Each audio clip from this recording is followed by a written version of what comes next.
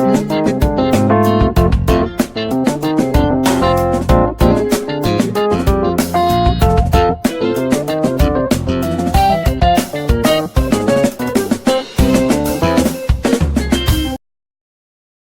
everyone, you are welcome to Anchor Network where you get reliable and authentic news that are so crucial to you.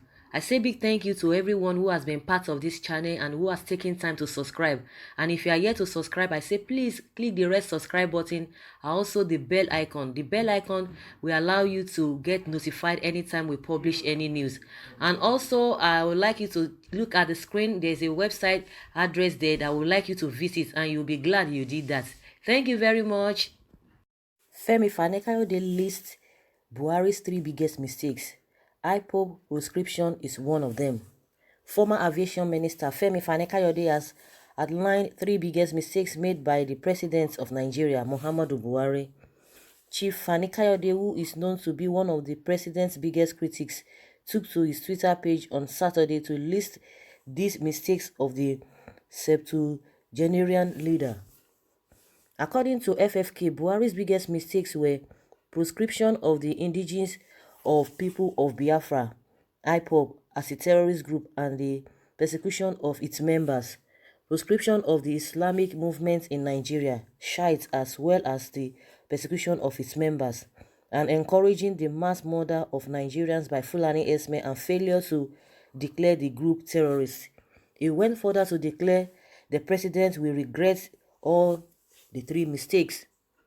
He said this while calling on the president to treat members of the Shiite group with fairness, equity, and justice.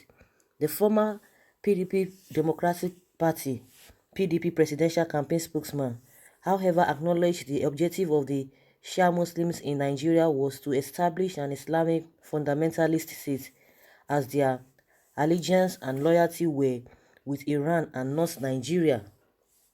This comes following reports that the federal government had obtained a court order declaring all activities of the Shiites as terrorist activities and consequently proscribing the group. Recall that the federal government had in 2018 proscribed the IPOB as a terrorist organization following calls for self-determination by the Nnamdi Kanu-led group. Guys, these are the three mistakes Fani-Kayode has outlined that the president, has really made, that he's going to regret, these three mistakes.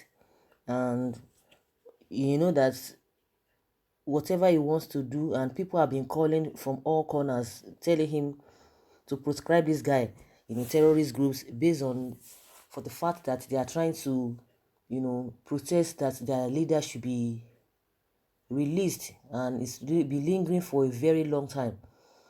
We don't know the operation of this Shiites, and a lot of people, like, trying to, they have, like, there's this kind of discrimination or the separation. They have a different factions in the Islamic religion, all of a thing, and they believe that this man is really out there to cause mayhem.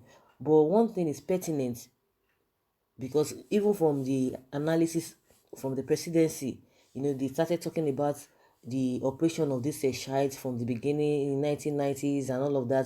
Three different occasions that he would have proscribed them as terrorist group, but it's like it's really been lingering for a very long time. They complain about their protest most of the time, not really protest, but when they are doing their performing their religious whatever, they go on the streets, they disturb others, and that was one of the things that led to this great massacre in 2015-2016, when they were in convoy and the chief army staff was on the same road with them, and they couldn't give the man a space to move, and that was what caused the whole problem. And a lot of things were really revealed, how many of their members were killed and all of that, and that was what resulted to the arrest of their leader. And since then he's been in detention, and since then they've been coming out, telling the federal government to release their leader based on the court judgment. But it is still the same court that is giving the federal government or the presidency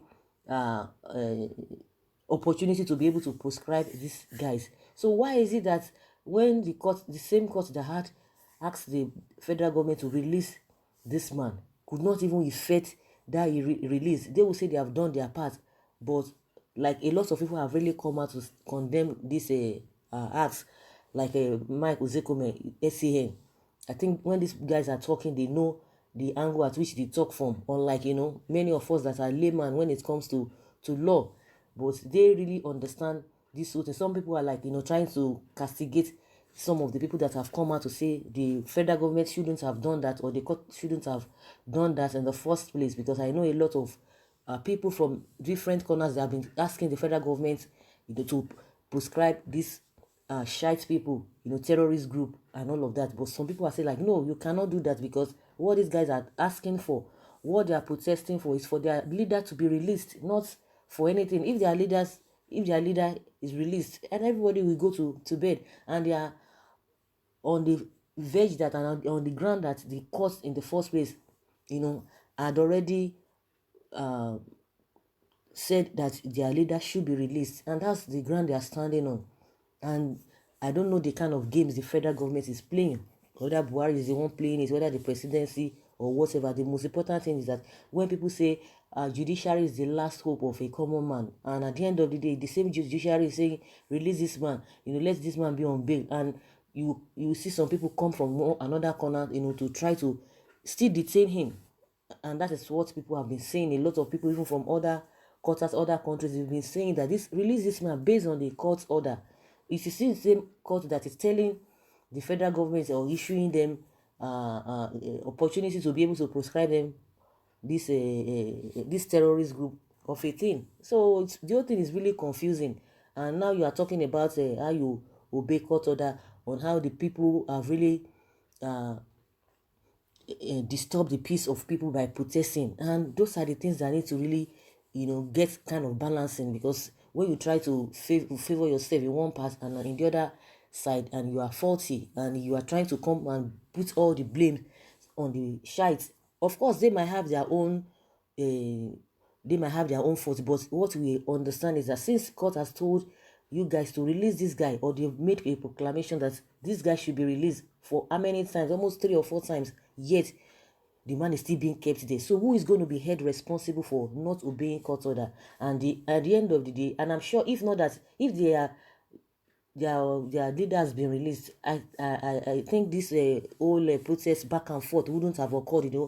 The issue of going to the National Assembly, they went to Lagos, they came back again to Abuja, and all of that wouldn't have occurred in the first place. So the whole thing needs to really be looked into thoroughly. It's just that the kind of environment, the kind of system we are running in Nigeria is something that you cannot even really understand, where the people that are supposed to get justice, they don't really get that justice. And at the end of the day, everything is just muddled up. It's only when you know people at the top, that is when a lot of things can go for you in Nigeria. That is the system that we are operating. And the same people that have come talking about change and change, they are the one compounding the whole thing. You don't even know where to go. And they themselves, they don't even obey court orders.